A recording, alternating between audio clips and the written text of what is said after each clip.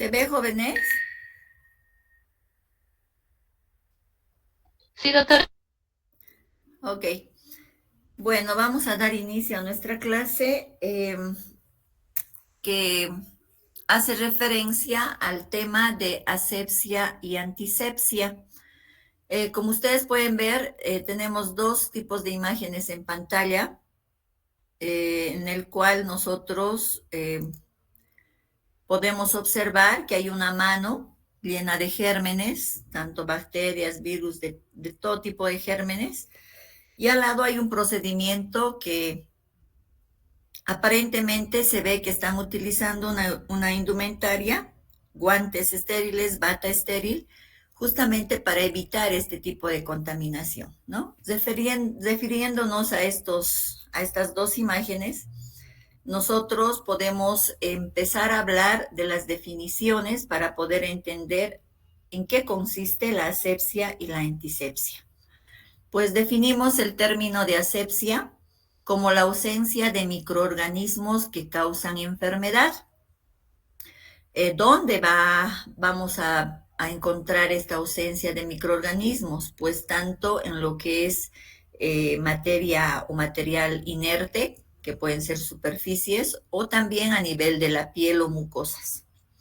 Este tipo de estrategia, que es la asepsia, generalmente se lo toma en cuenta este término durante la atención del paciente con el objetivo de mantener esas áreas, objetos libres de estos microorganismos, y para esto generalmente se considera el uso de las baseras estériles, como pueden ser batas, guantes, campos quirúrgicos estériles, mascarillas o el cubrebocas, o todo lo que significa el uso de material estéril. En ese sentido, este término, si ustedes se percatan, es un término amplio al hablar de asepsia, ¿no? O sea, se refiere a que todo el proceso o procedimientos eh, va a estar libre de microorganismos que puedan causar la enfermedad. En ese sentido, tenemos que hablar de lo que es la asepsia médica y la asepsia quirúrgica, otros dos términos que también nosotros manejamos mucho en la atención del paciente, donde la asepsia médica incluye una serie de prácticas que van a prevenir la propagación de infecciones, ¿no? ¿Cuál es el objetivo? El hecho de evitar que un microorganismo sea transportado o podríamos decir, eh, sí, transportado o contagiado de una persona enferma a otros pacientes que no tienen esa enfermedad, ¿no? O puede contagiar al mismo personal.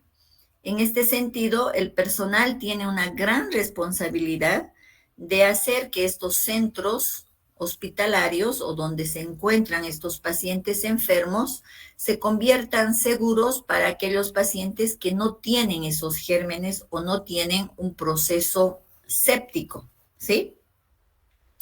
Para poder lograr esto, las medidas de asepsia médica, ¿qué incluyen? O sea, ¿a qué se refiere? Primero, hacer la limpieza. La limpieza puede realizarse con agua y jabón. Se puede utilizar también los procesos de desinfección de superficies que ya habíamos visto la anterior vez. El hecho de manejar equipos o instrumental estériles, y como habíamos visto, es lo más básico e indispensable el lavado de manos. A esto se suma el uso de equipos de protección personal, es decir, estamos hablando las barreras físicas, en este caso, que ya también ya lo hemos mencionado, y implementar todo lo que son las técnicas de aislamiento cuando sea necesario. Si ustedes se fijan, incluye todo lo que ya hemos visto relacionado con la bioseguridad. En esta imagen, ¿están viendo la imagen, jóvenes?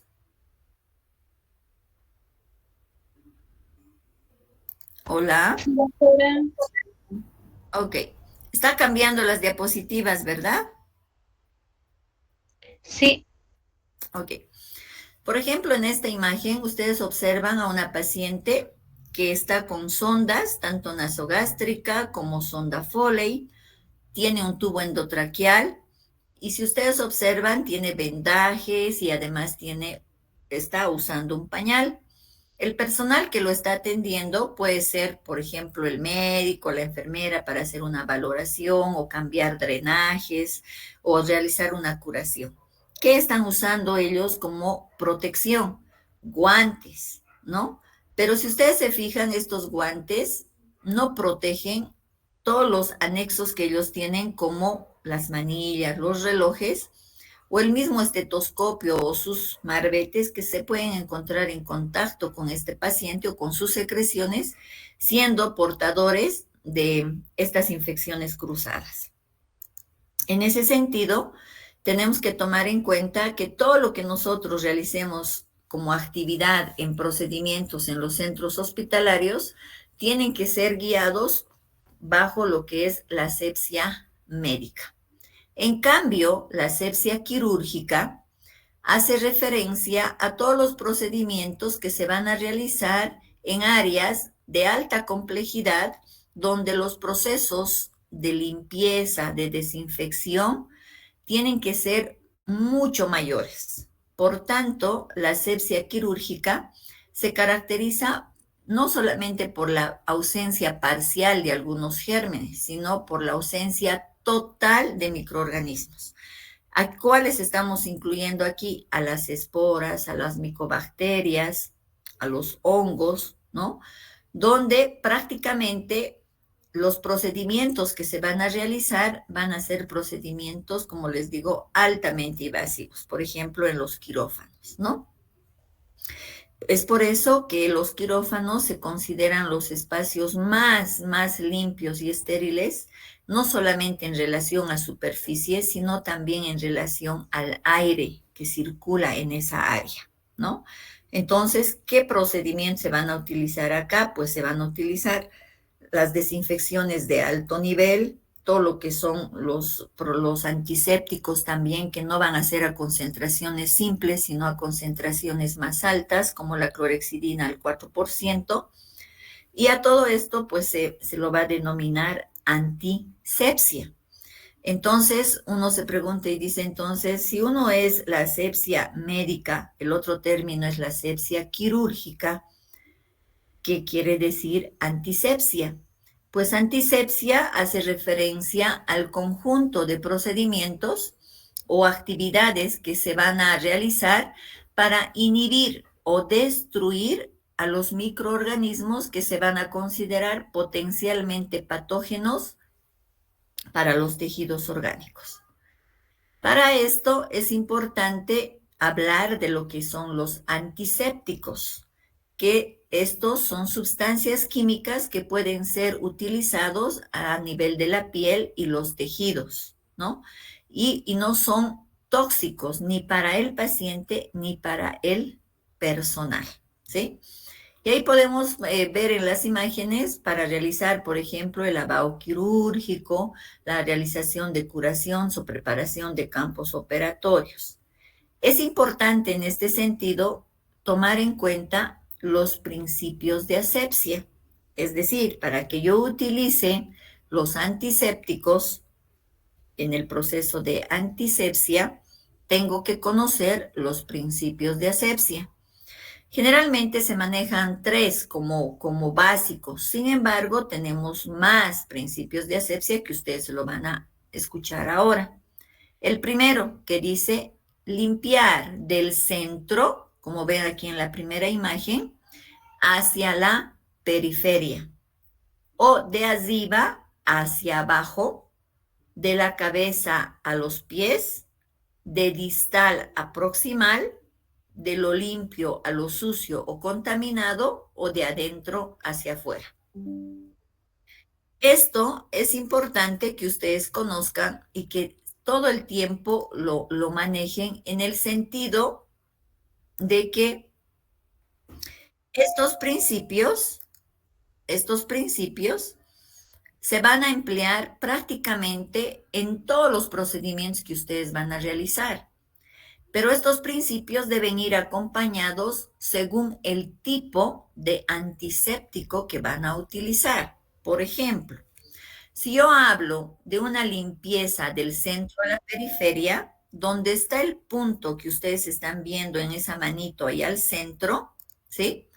Ustedes van a poder observar que cuando yo utilizo, por ejemplo, el alcohol, los frotes que yo voy a realizar en el centro van a ser de 30 frotes para que yo luego recién vaya limpiando hacia la periferia. Si se tratara, por ejemplo, de la clorexidina, entonces nosotros vamos a limpiar al centro 15 veces y recién vamos hacia la periferia, ¿sí?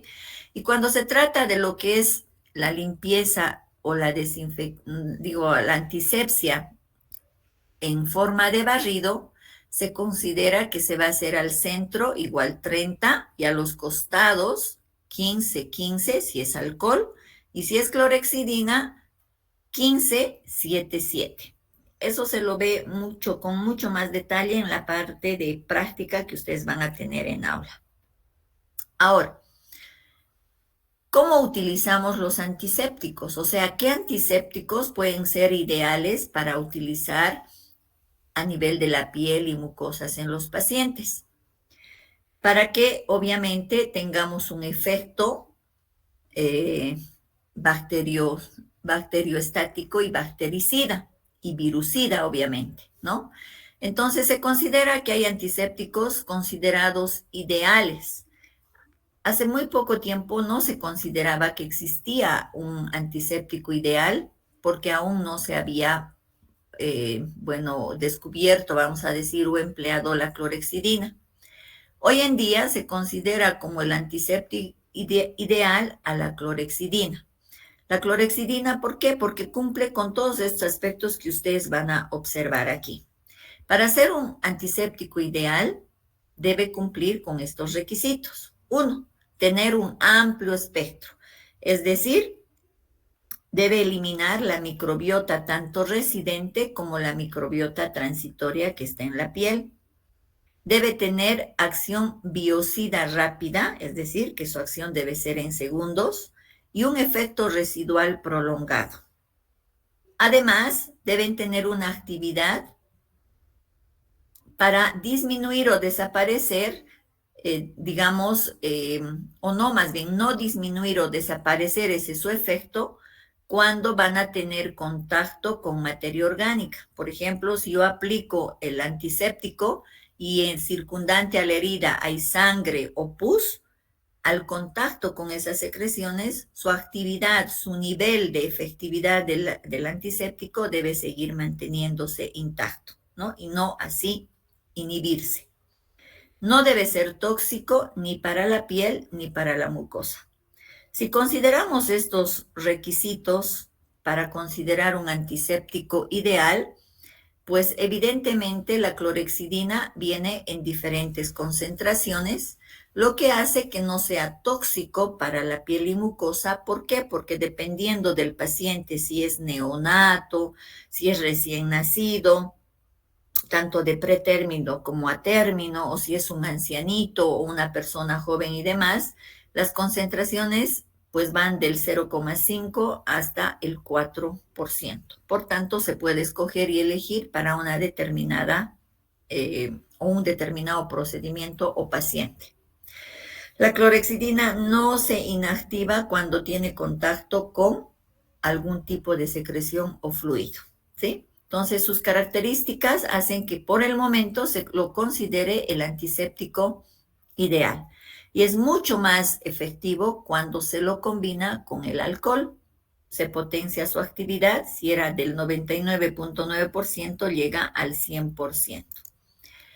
¿Cuáles son las indicaciones del uso de los antisépticos? Pues las indicaciones son disminuir la colonización de la piel antes de una cirugía, en la preparación del campo operatorio, preparación de la piel para hacer procedimientos invasivos como punciones, colocación de catéteres, etcétera, etcétera, para la atención de pacientes que están inmunodeprimidos y hacer un proceso de de limpieza y antisepsia en la zona y siempre después del lavado de manos, ¿no? Lo que ya habíamos mencionado en la anterior clase.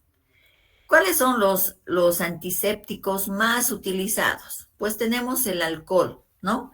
El alcohol etílico o isopropílico, que generalmente nosotros buscamos que este alcohol esté al 70%, porque tiene mayor actividad bactericida y también obviamente tiene una actividad bacterioestática. Es por eso que en muchas preparaciones de campos se evita colocar solo el alcohol, solo puro, sino más bien vaya combinado con la clorhexidina para tener un amplio espectro y mayor tiempo de duración y no sea solamente bacterioestático, ¿sí? Pero el alcohol no solamente es muy utilizado en el área hospitalaria para realizar punciones como la intradérmica, la subcutánea, la intramuscular e incluso la intravenosa.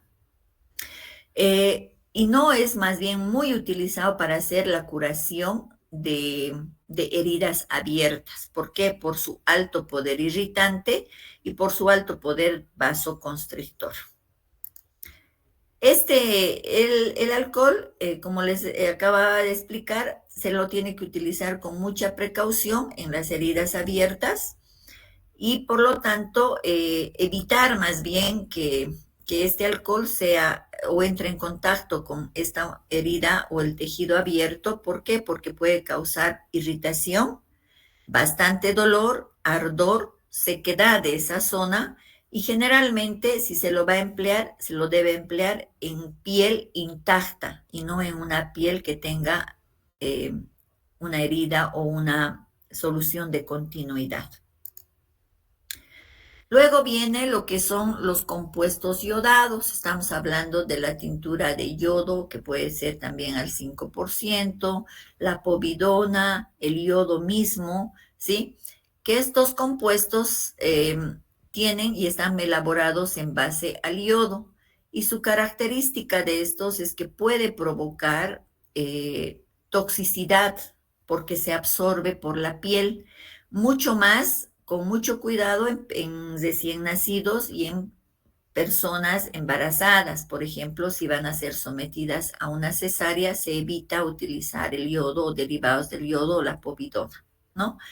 Es importante tomar en cuenta también que cuando entra en contacto con sangre o fluidos, se inactiva, es decir, que su poder antiséptico disminuye casi al 0%. No se utiliza tampoco en heridas abiertas, solo se puede utilizar en piel intacta. Tampoco es recomendable utilizar sobre las mucosas por su alto poder de toxicidad. Ahí estamos viendo, se presentan estos compuestos en diferentes concentraciones en forma de solución o de solución jabonosa también para hacer el lavado de manos quirúrgico.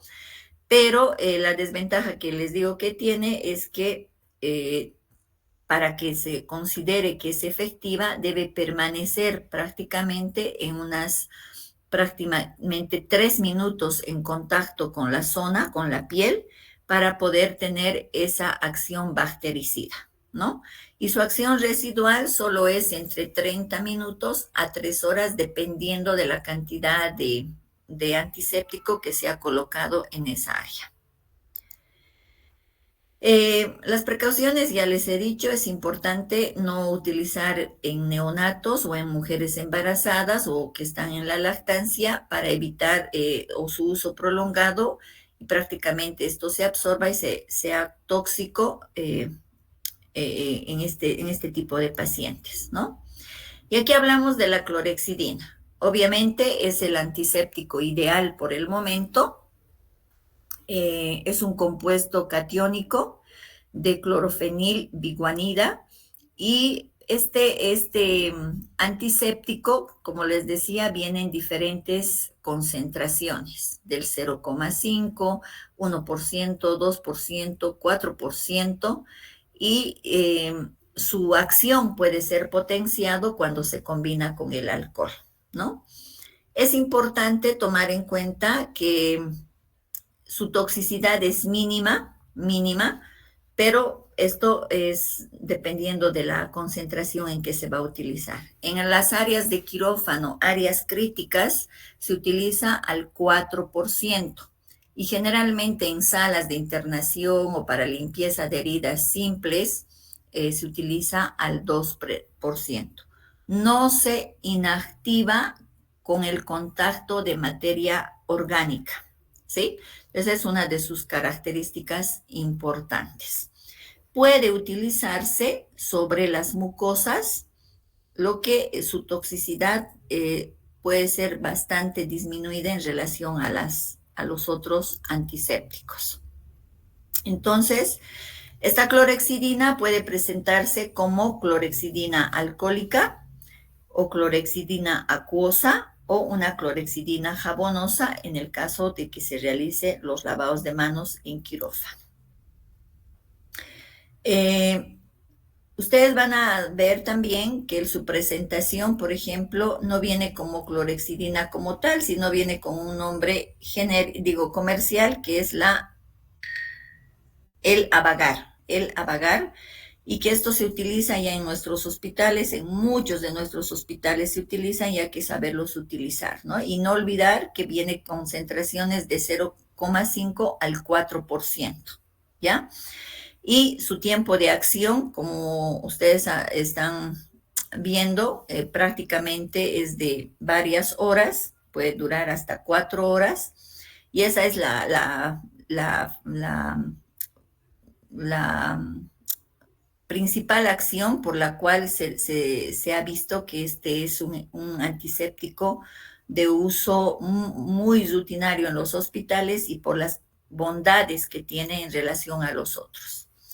Otro antiséptico también utilizado y a veces muy mal utilizado es el peróxido de hidrógeno, llamado también agua oxigenada, que generalmente se emplea cuando hay heridas con microorganismos anaeróbicos, por ejemplo, en la curación de abscesos, ¿sí?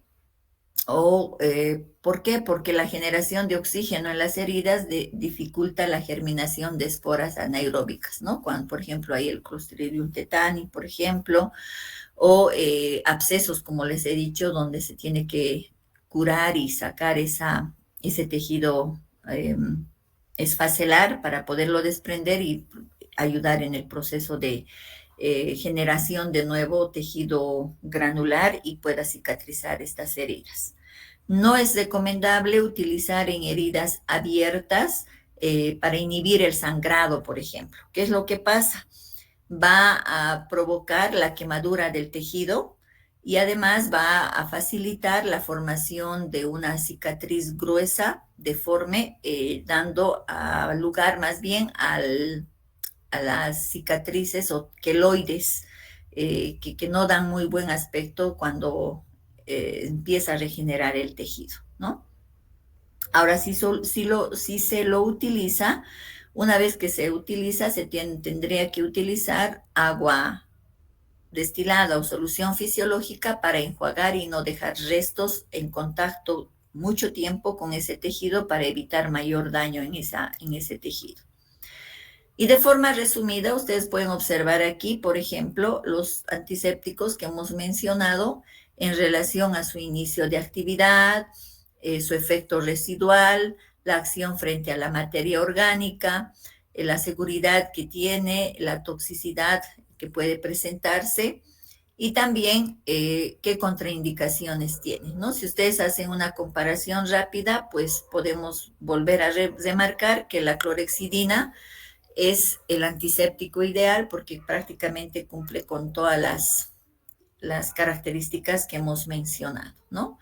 Y en relación a las características y espectro, en relación a la acción ante los diferentes gérmenes, ustedes pueden ver que la clorexidina prácticamente tiene una acción bastante buena y es excelente su actividad residual, por lo que se la escoge como el antiséptico ideal.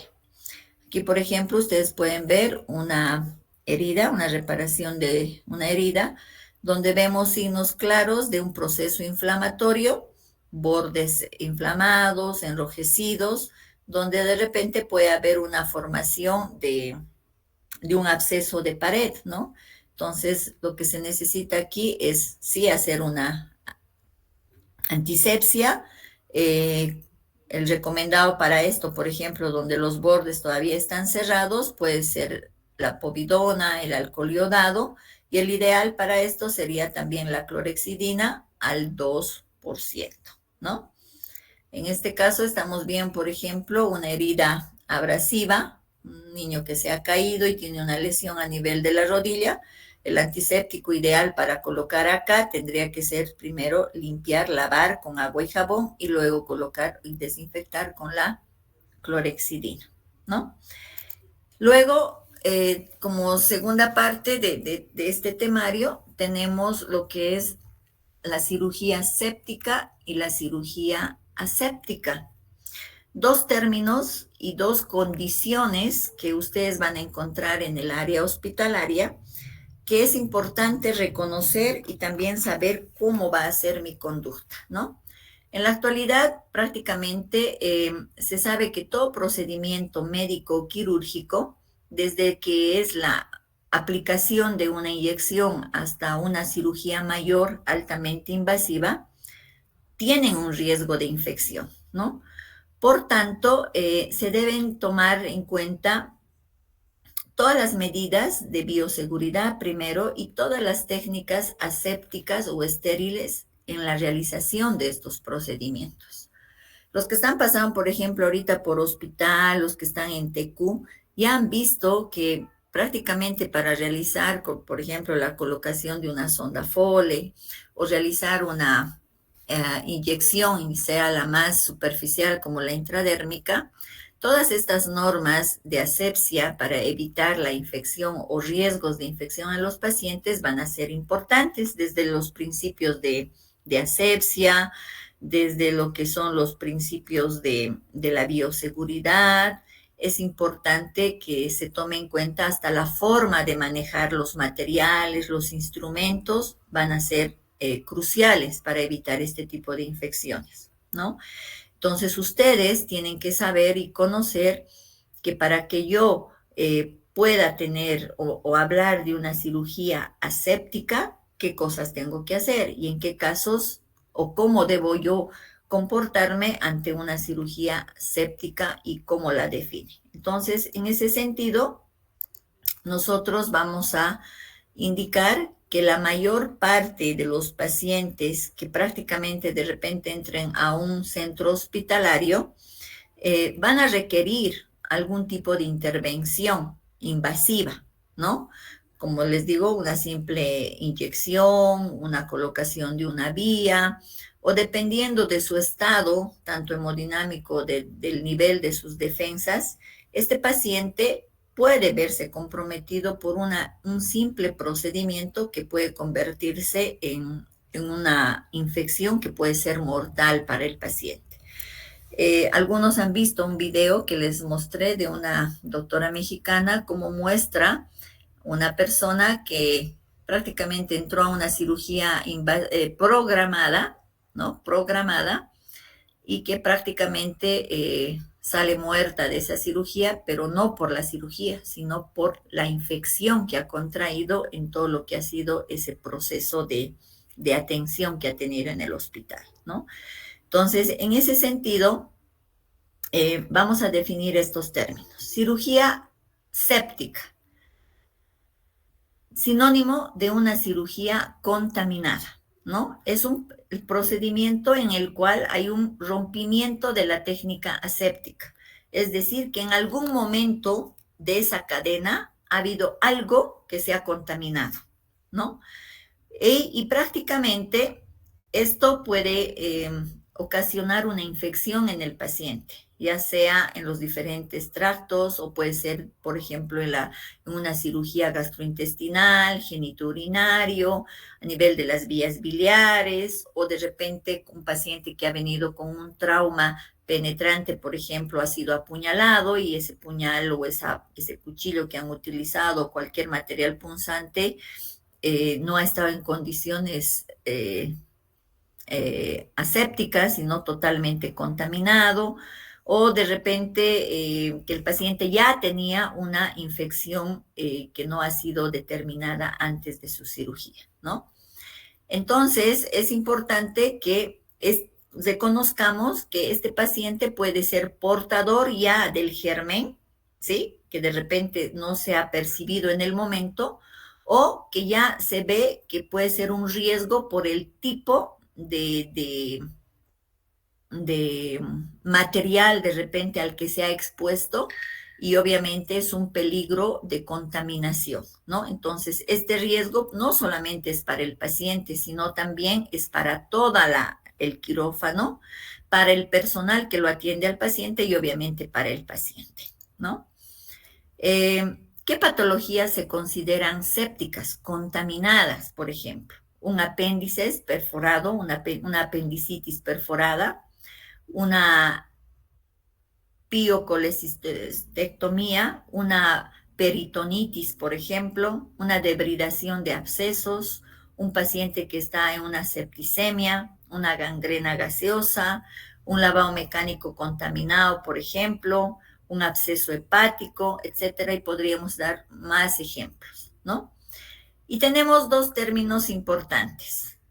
El tiempo séptico es el momento en el que se incide un órgano que se considera contaminado y que es capaz de producir infecciones postoperatorias. Por ejemplo, llega un paciente con su apéndice inflamado, con mucho dolor, se lo diagnostica y dice debe ir a quirófano. Y en el momento que ya el paciente ha sido preparado, le han colocado campos, etcétera, hacen la incisión y encuentran que ese apéndice ha reventado. Entonces estamos hablando de un momento en que se ha dado ese tiempo séptico y que obviamente se va a traducir en una infección postoperatoria, ¿no? El caso séptico es aquel en el que se conoce la presencia de infección o el paciente padece ya una enfermedad infecciosa, ¿no? Entonces, por ejemplo, el paciente ya tiene una herida y está contaminada con pseudomonas, por ejemplo. Entonces, ese ya se considera un caso séptico, ¿no? Ahora, ¿cuál es el objetivo que nosotros perseguimos al atender este tipo de pacientes? Restringir los microorganismos patógenos dentro del área contaminada, es decir, que no se disemine para evitar su propagación. Y esto se va a conseguir destruyendo al agente causal lo más pronto posible. ¿Cómo se llega al agente causal? Puede ser con un hemocultivo, ¿no? Un cultivo de la secreción, del fluido, laboratorios que se le va a realizar al paciente. En este caso, tenemos que proteger al paciente de que esa infección que puede estar localizada se vuelva sistémica. O tenemos que prevenir las infecciones cruzadas, es decir, que un paciente se contamine y que de este paciente se lleve esa infección a otro paciente. En ese caso, estamos hablando, por ejemplo, de que el personal no se lava las manos, ha utilizado el mismo guante para realizar diferentes procedimientos y ha llevado la contaminación de un paciente a otro, de un área a otro.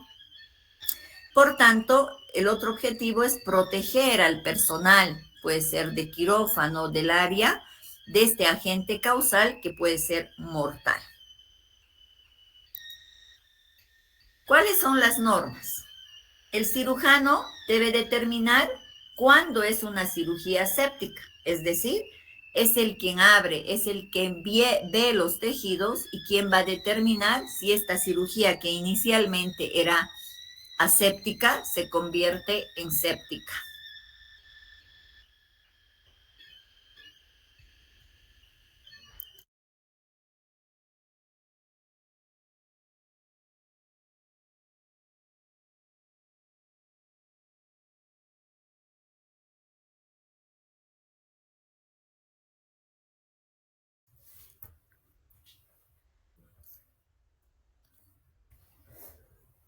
Ahora, este tipo de cirugías se van a programar al final de todas las intervenciones que se van a realizar. Es decir, no puede entrar un paciente séptico a primeras horas a hacerse una cirugía, por ejemplo. ¿Por qué? Porque hay el riesgo que esto se contamine y pueda diseminarse al resto de los pacientes. Entonces, cuando se programa, por ejemplo, una cirugía séptica, generalmente se programa al final de todas las cirugías del día, ¿no? Para justamente evitar la propagación de la infección. De preferencia, el personal del quirófano tiene que cumplir con todas las normas de bioseguridad, todas las normas establecidas, todo el material que se utiliza como equipos tienen que ser desechables. Se tiene que el personal, una vez que ha terminado la cirugía, por ejemplo, tiene, dependiendo del tipo de germen que se va a determinar, se tienen que realizar un baño en regadera y con jabones desinfectantes, ¿no? Justamente para evitar la diseminación. Todo lo que se utiliza, en nuestro país no es así, pero en otros países, por ejemplo, hasta el instrumental es desechable en casos severos de cirugías bastante sépticas. Y obviamente en el expediente clínico del paciente tiene que ser manejada fuera de la habitación del paciente, no puede ser manipulada dentro de la habitación justamente para evitar su contaminación y tiene que estar rotulada como paciente séptico con letras o un letrero de color rojo llamativo, ¿no? También es importante que en relación al manejo de la camilla o cuando se hace el traslado del paciente, se tenga que hacer una desinfección, una desinfección, ¿sí? De lo que son los tapetes, el piso, las ruedas de ese material que va a estar en contacto con el paciente. El personal que va a ingresar a este tipo de cirugía es bastante restringido, no puede haber muchas personas, no puede haber una circulación continua, prácticamente del quirófano no se sale, todo entra, pero no sale de ahí hasta terminar todo el proceso y desinfección ahí adentro. Todo lo que se va a utilizar con el paciente tiene que tener un rótulo de contaminado. ¿Por qué? Porque van a sufrir un proceso de limpieza, de lavado y de desinfección diferente al resto de los materiales. Todas las puertas que se van por ejemplo, las puertas de vaivén o las puertas que se tenga en esa área blanca tienen que estar completamente cerradas. No puede entrar un personal y salir y volver a otra área blanca, por ejemplo. Todo lo que significa después de la cirugía se tiene que hacer cultivos de las áreas donde ha habido esta cirugía, justamente para evitar la diseminación que habíamos dicho. Se tiene que hacer una notificación al comité de infecciones, por ejemplo, sobre la cirugía, sobre el tipo de paciente, sobre el germen, para que ellos hagan un seguimiento. Y prácticamente los residuos infecciosos que se van a utilizar ahí dentro de esa cirugía van a ser tratados de diferente manera que el resto de las cirugías que no son sépticas, ¿no? Entonces, todos estos van a estar rotulados. El personal, como les digo, tiene que tener bastante experiencia en manejo de material contaminado, punzocortante, porque el riesgo de contagio puede ser bastante alto, dependiendo del germen, ¿no? Hay actividades transoperatorias, como por ejemplo manejar técnicas quirúrgicas realizando todos los tiempos sépticos, el depósito cuidadoso de los desechos en los recipientes correspondientes, vigilar y evitar derrame de líquidos corporales y obviamente evitar tener contacto con estos a la hora de movilizar al paciente. Se lo tiene que hacer con mucho cuidado, justamente evitando tener contacto con zonas donde ha habido derramamiento de secreciones. Y todo tiene que ser vigilado y supervisado en relación a todo el material como ropa que se va a utilizar en este paciente. Y las actividades posoperatorias es recoger y depositar la ropa en bolsas de plástico fíjense, la sopa que se va a utilizar, que tengan un marbete que diga material contaminado y que puedan ir en bolsas de color rojo, ¿no? Y todo esto va a ser llevado de forma muy separada al lugar de aislamiento y luego de desecho y descarte especial que se va a realizar con las personas encargadas, ¿no? Eh, en este sentido, por eso ustedes desde ahora tienen que saber diferenciar qué tipo de heridas ustedes van a atender, ¿no? Entonces, por ejemplo, pueden ser heridas limpias, que no están infectadas, es una herida, un cortecito, por ejemplo, que ha sido por un golpe, no ha sido con material contaminado, o de repente es una herida limpia contaminada donde la apertura de donde ha habido una mínima contaminación o no hay una infección a nivel de vía respiratoria, digestiva o genitosurinarias, porque generalmente son las vías de mayor contaminación, o de repente ya pensamos que esta herida es contaminada, ¿no? Por el simple hecho de ver dónde se ha realizado la exposición, como ven ustedes, por ejemplo, en esta imagen, donde ha sufrido un accidente, tiene cortes, tiene evisceración este paciente, y por el tiempo que ha pasado y la sequedad de la secreción que vemos, pues podemos decir que es una herida contaminada desde el momento que ya lo estamos atendiendo en urgencias al paciente, ¿no?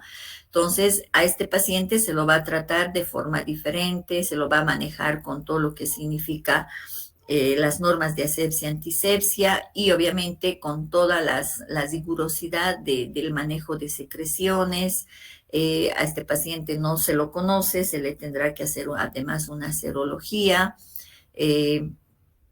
Y obviamente al ver evisceración, por ejemplo, de intestino grueso, como vemos aquí, puede haber ya perforación de parte de este intestino y obviamente durante la cirugía el cirujano tiene que tomar todas las precauciones, tiene que ser muy observador, tiene que tomar todas las medidas y obviamente rotular a este paciente como un paciente o una herida contaminada y un paciente séptico, ¿no? Entonces, la herida, por ejemplo, va a estar infectada durante el acto quirúrgico. Si ustedes encuentran, por ejemplo, pus, ¿no? Secreción purulenta y que esa secreción purulenta ha habido derramamiento en la cavidad, entonces estamos hablando ya de una peritonitis, ¿no? Una sepsis peritoneal. Entonces, fíjense qué importante es que ustedes sean muy observadores no solamente de la gravedad del paciente, de la afectación de los sistemas, sino de la presentación y del cómo ha sido producido, por ejemplo, esas lesiones en el paciente. Ahora hablamos de la cirugía limpia. La cirugía limpia es aquella que no es traumática, no tiene un proceso inflamatorio, es una cirugía programada y va a tener, si es de directo, no va a haber de repente ni drenajes, o de repente va a tener sí un drenaje, pero es un drenaje cerrado, no un drenaje abierto, ¿no? En este caso, prácticamente no hay, vamos a decir, involucramiento del sistema respiratorio, ni genitourinario, ni orofaringeo, ni digestivo con potencial infección.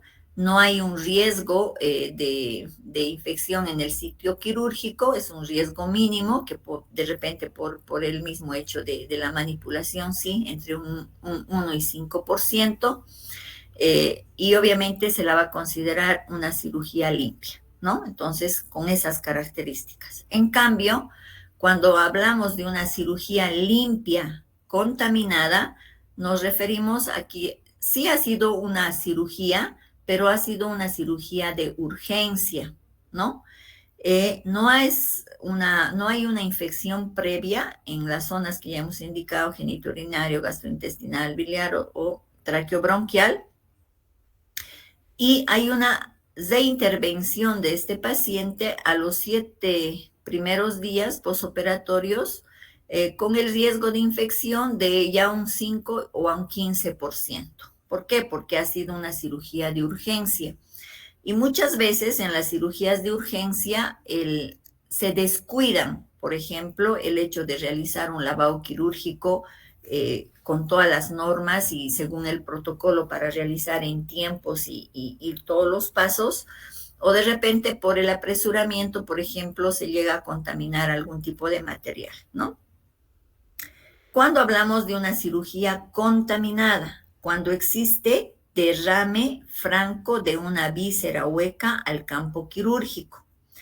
Cirugía de inflamación aguda no purulenta, cuando hay transgresión mayor de la técnica quirúrgica, cuando hay traumatismos penetrantes con menos de 4 horas de evolución, por ejemplo, en el caso anterior que hemos visto en la imagen, o hay injertos de heridas crónicas. El riesgo de infección aquí ya sube del 15 al 25%, ¿no?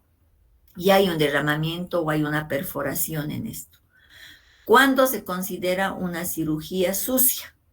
Cuando hay perforación o rotura preoperatoria de los tractos orofaringeo, gastrointestinal, traqueobronquial o biliar, ¿no? Generalmente, por ejemplo, algunos pacientes politraumatizados que llegan pues ya con una ruptura antes de entrar a la cirugía, como estamos viendo en esa imagen anterior de este paciente, han sufrido un traumatismo de más, no de menos, de más de 4 horas de evolución, ¿sí? Se la considera prácticamente ya una cirugía sucia. Se observan abscesos o infecciones con supuración purulenta y el riesgo de infección pues obviamente es mayor, ¿no? Ya va del 40 al 60%. Y es ahí donde prácticamente se da un diagnóstico reservado, ¿no? Entonces, fíjense que podemos ir desde una cirugía limpia a una cirugía limpia contaminada, a una cirugía contaminada y a una cirugía sucia. La asepsia quirúrgica se refiere a la cirugía que se realiza con técnica aséptica, mediante la cual se trata de impedir el ingreso de la vida microscópica, es decir, de microorganismos, ¿no?, extraños a los sitios donde va a ser necesario abrir una brecha temporal, y se utilizan todas las barreras posibles. ¿Por qué? Porque estamos rompiendo la primera barrera de defensa del organismo, que es la piel, ¿no? Y en este caso, el personal tiene que ser un personal entrenado, que sepa todo lo que significa el manejo de la asepsia y la antisepsia. Debe tener prácticamente una actitud y un comportamiento de evitar contaminar las zonas que son estériles. Debe tomar en cuenta que no debe llevar joyas, aretes, ni el celular, que es algo que realmente no se toma en cuenta durante estas normas. Más bien son muy utilizados hasta para sacar y grabar el proceso quirúrgico.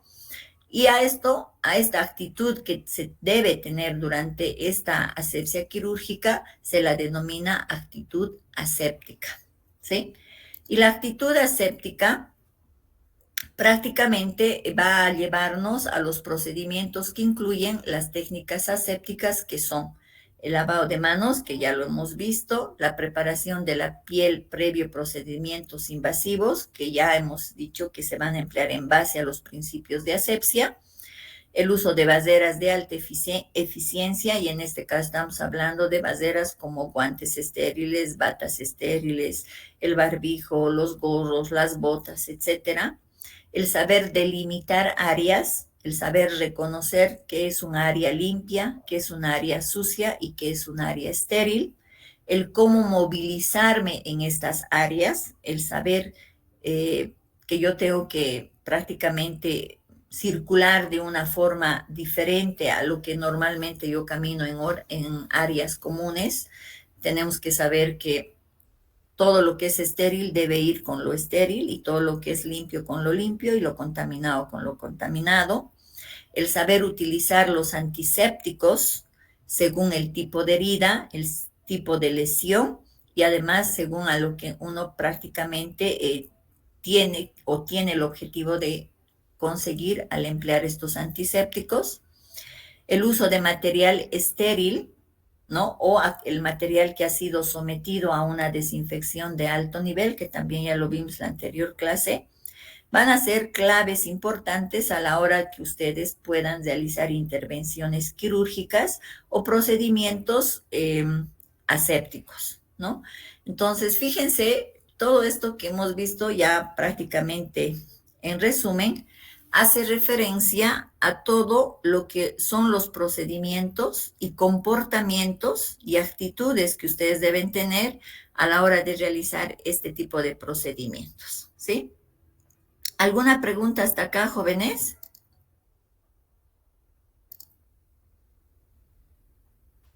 Hola. ¿Se han dormido o están ahí? No hay ninguna pregunta, doctora. Muy bien. He tratado de resumirles lo más que he podido en relación a este temario. Sin embargo, prácticamente es una clase que yo no he podido conectarme por fallas técnicas acá en mi casa y no sé si ustedes pueden el día viernes pasar la clase. En realidad les he dado todo el temario, pero si ustedes gustan, nos podríamos conectar el día viernes o cuando ustedes tengan tiempo. Por favor, si eso se pueden poner de acuerdo con su representante y podamos de repente este viernes pasar unos 45 minutos si están de acuerdo.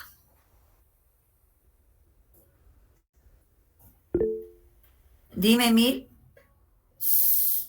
¿alguna sugerencia, jóvenes?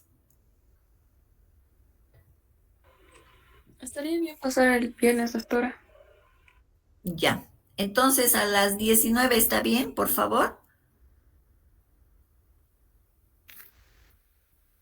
Sí, doctora, está bien.